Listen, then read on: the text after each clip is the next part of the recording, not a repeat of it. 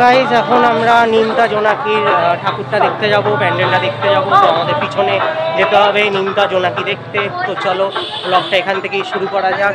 তো আমি মা আর বাবা চলে এসেছি নিমতা জোনাকি ঠাকুরটা দেখতে। তো চলো এখন নিমতা জোনাকি ঠাকুরটা দেখতে যাব।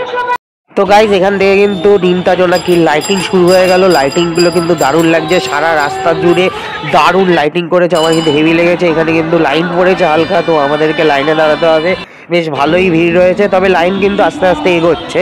তো এখানে আমি মা আর বাবা লাইনে দাঁড়িয়ে পড়েছি। লাইন আস্তে আস্তে এগোচ্ছে, আমাদেরকে আস্তে আস্তে এগিয়ে যেতে হবে। আমরা প্রায় প্যান্ডেলের কাছাকাছি চলে এসেছি। এবার এইখান দিয়ে প্যান্ডেল কিন্তু দেখা যাচ্ছে, আমরা একদম সামনে চলে এসেছি। তো লাইনটা এগিয়ে এগিয়ে যেতে হবে।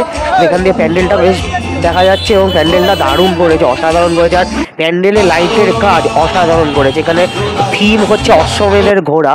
এদের নিমতা জোনাকি থিম হচ্ছে অশ্বমেধের ঘোড়া। এখানে স্টেজে প্রোগ্রাম হচ্ছে, ফাংশন হচ্ছে, গায়ক একজন সিঙ্গার গাইতে এসেছে।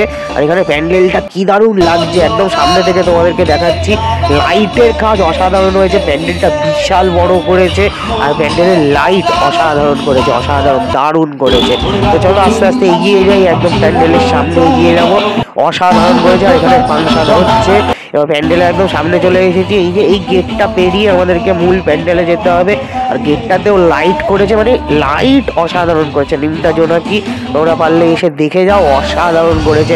আর বিশাল বড় প্যান্ডেল করেছে, অসাধারণ লাগছে, দারুণ দারুণ। আমি ভাবছি কয়েকটা ছবিও তুলে নেবো এখানে দাঁড়িয়ে। অসাধারণ করেছে প্যান্ডেলটা, আমার দারুণ লেগেছে। আর এই যে রথ ঘোড়া সুন্দর করে প্যান্ডেলটা করেছে, দারুণ লাগছে, অসাধারণ লাগছে। তো চলো এবার প্যান্ডেলের ভিতরের দিকে ঢোকা যাক আস্তে আস্তে। ভিতরের দিকে এগিয়ে যাই ঠাকুর দেখবো বলে। অসাধারণ লাইটের কাজ অসাধারণ করেছে। আর এখানে নিমতা জোনাকি লেখা রয়েছে ওখানে। আর ঘোড়াগুলো রয়েছে, সাদা ঘোড়া রয়েছে, ফোয়ারা রয়েছে, লাইট অসাধারণ করেছে। এই যে বলছিলাম ঘোড়াগুলো, সাদা ঘোড়া। আর অসাধারণ প্যান্ডেলটা দেখেছো, অসাধারণ করেছে প্যান্ডেলটা, দারুণ লেগেছে, দারুণ দারুণ অসাধারণ। তো চলো এবার ঠাকুর দেখবো। তো আস্তে আস্তে আমাদেরকে প্যান্ডেলের ভিতর দিকে যেতে হবে। তো চলো যাওয়া যাক। আর এই যে নিমতা জোনাকি লেখা রয়েছে। তো এবার প্যান্ডেলের ভিতর দিকে কিন্তু মানে প্যান্ডেলের ভিতরেও কিন্তু দারুণ কাজ করেছে, মানে প্যান্ডেলের ভিতরটাও দারুণ লাগছে। আর এই যে চলো একদম ঠাকুরের সামনে চলে যাওয়া যাক। আর তার আগে একটু তোমাদেরকে প্যান্ডেলের ভিতরের অংশটা একটু ভালো করে ঘুরিয়ে দেখো। উপরে ঝাড়বাতি রয়েছে একটা। আর এই ওভারঅল প্যান্ডেলটা অনেকটা এইরকম।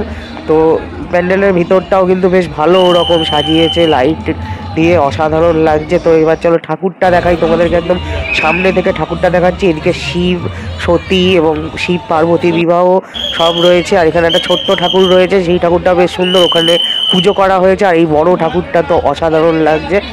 তো ছোট ঠাকুরটাও বেশ ভালো লাগছে, অসাধারণ ঠাকুর। দুটো ঠাকুরই কিন্তু দারুণ করেছে।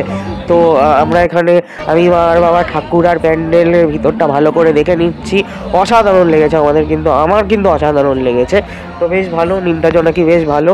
আর এবার প্যান্ডেল দিয়ে বেরোনোর পথে এরকম রাধাকৃষ্ণ করেছে। আর উপরে এরকম সাদা ঝালর ঝালর সঙ্গে পিঙ্ক লাইট করেছে।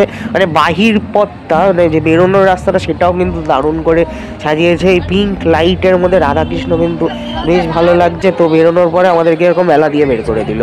তো এবার মেলাটা একটু ঘুরে নিতে হবে, মানে মেলা ঘোরাটা মাস্ট আর কি, পুজোতে এসে মেলা ঘোরাটা মাস্ট।